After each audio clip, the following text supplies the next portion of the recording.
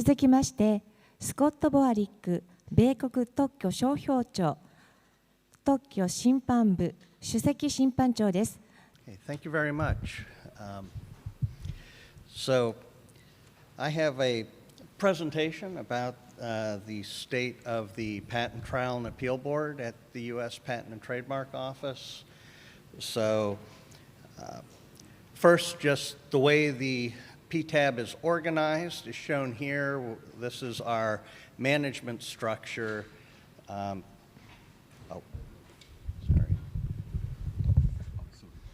Yeah, we need to raise that.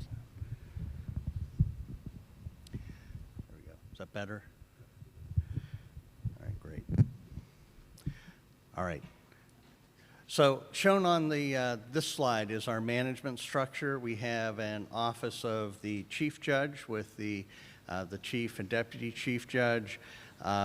We have a director review executive who oversees our new director review process. And then at the bottom of the slide, we have 4 operations vice chief judges. Each of them oversees a group of administrative patent judges. We also have a vice chief judge for strategy that helps with a lot of our training and outreach efforts.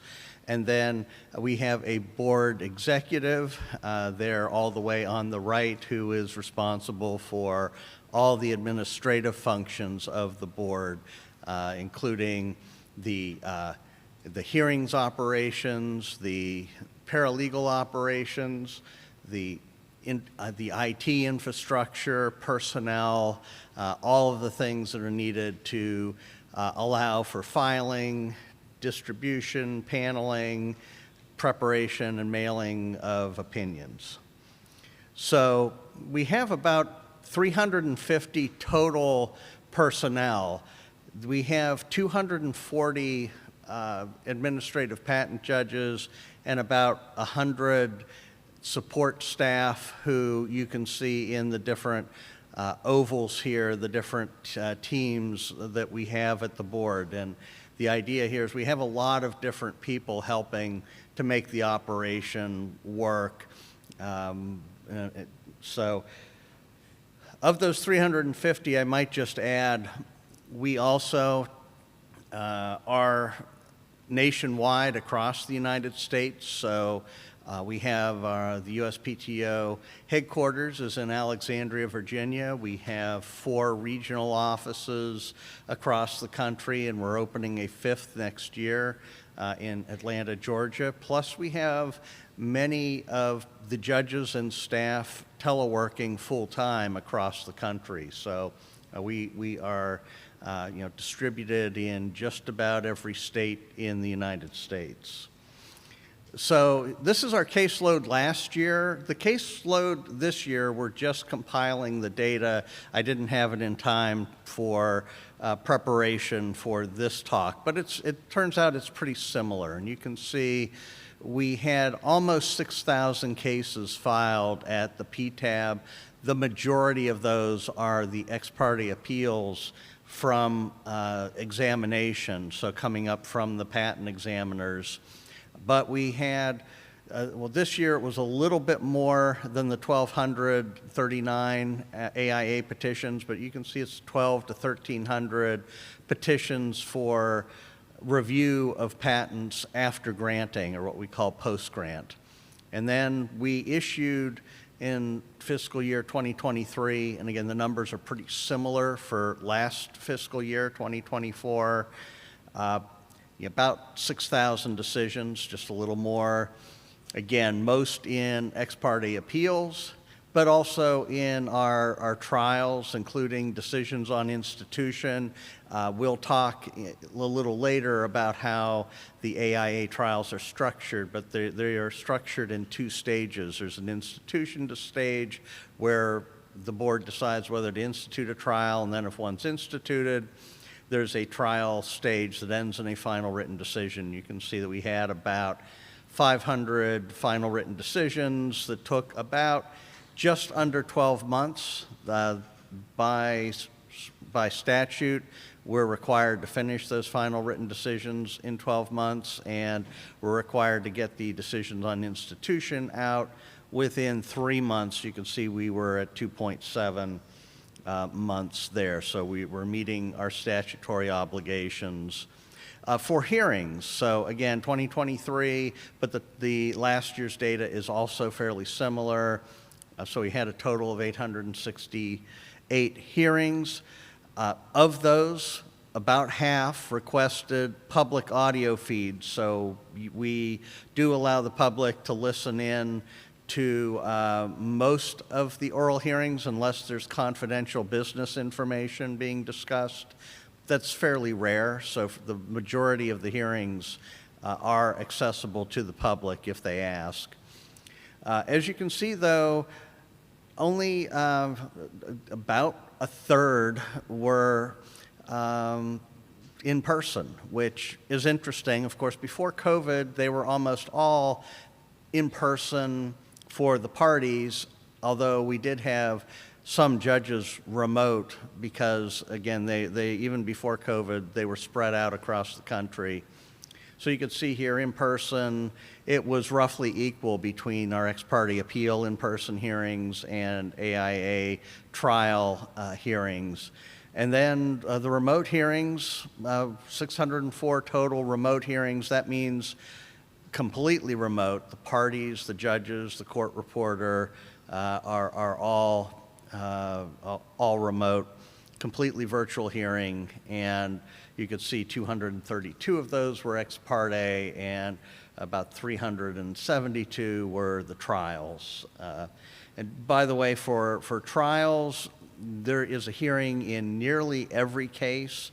The appeals, it is more common that you'll have appeals with no hearing requested. It's not requested nearly as often in appeals. So we'll go over some statistics quickly here.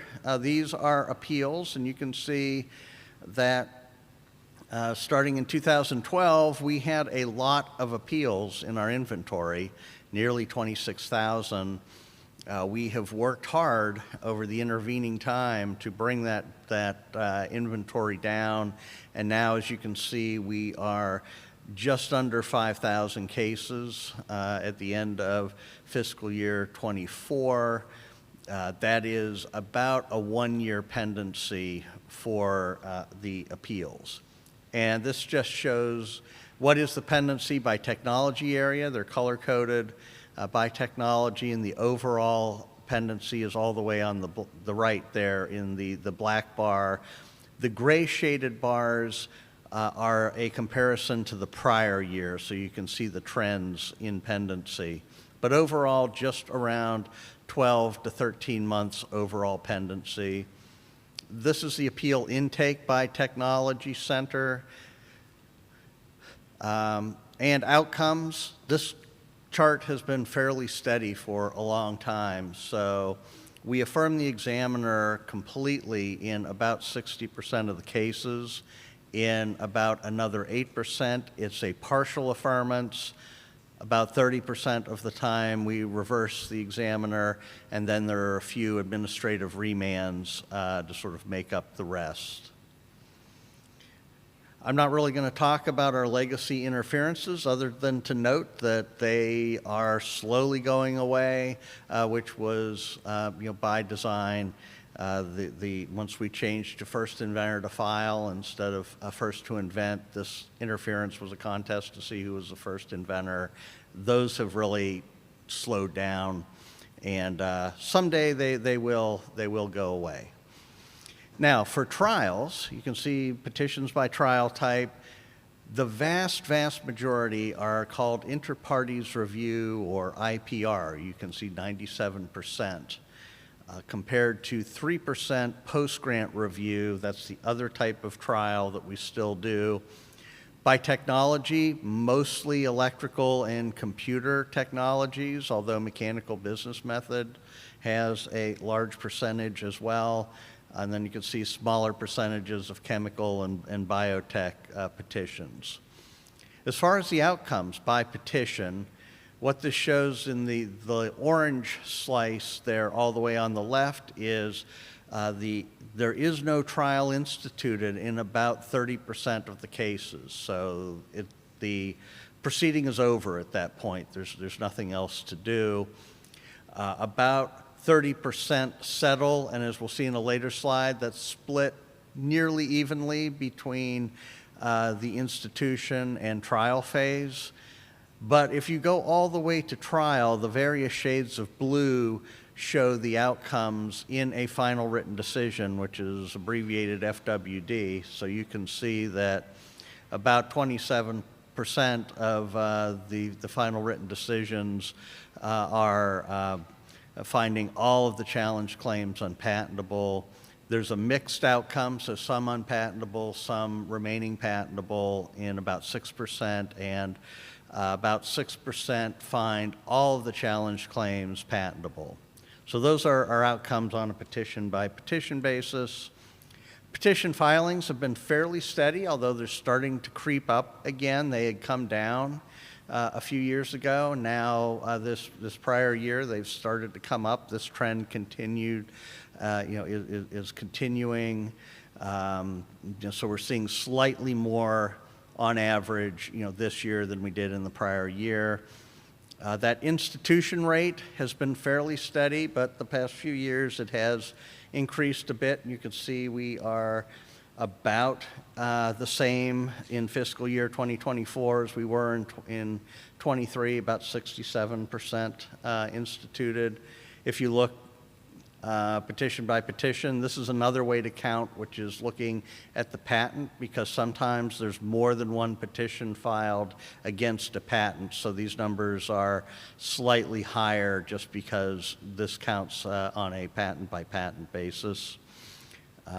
Institution rate by technology, I'll skip this one. It's because there's not a huge difference other than to note chemical is fairly low. Again, settlements about 30%, and you can see the red and the blue blocks about equally split, more or less, between before and after. I'll talk briefly about the director review process, which was instituted after a Supreme Court decision in 2021 that said the director can review the final written decisions of the board in AIA trials, and we've extended that to institution decisions as well as certain rehearing decisions. We have a process that's on the board website, and we've recently actually put this into rules in the Federal Register. You can see the statistics here. Most of the requests are denied. That's the blue slice. And then there are some other categories, but a lot of the ones that are granted by the director on her own accord. She does have a process to look at the decisions that are issuing from the board and decide whether she's going to take any up. Of course, there are also requests that come from the parties, but you can see that she takes it up, but only in the right cases. If you look again at the yellow pie graph on the right, you can see of the granted requests, 27 came from party requests, 20 came on the director's own accord, or what we call sua sponte, and the 16 is a conversion from a prior process that we phased out after we instituted director review. The last thing I'll just talk about is some outreach efforts that we're doing. We have webinars from PTAB. There's one called Boardside Chat that talks about best practices before the board, and it's a more in-depth look at our practice. We also have one that's directed to people less familiar with the board called Inventor Hour. It's directed to people new to PTAB or independent inventors.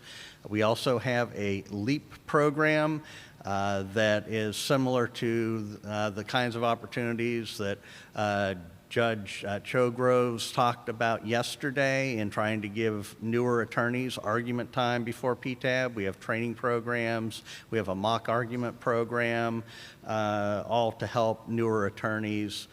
We also have a pro bono program that is free legal help for our appeals, and we've started a new education clinic that is giving information to the public about PTAB, and the information is given by former judges. So that's all that I have, and I see that my time also has expired, so thank you very much. ボアリック首席審判長、ありがとうございました。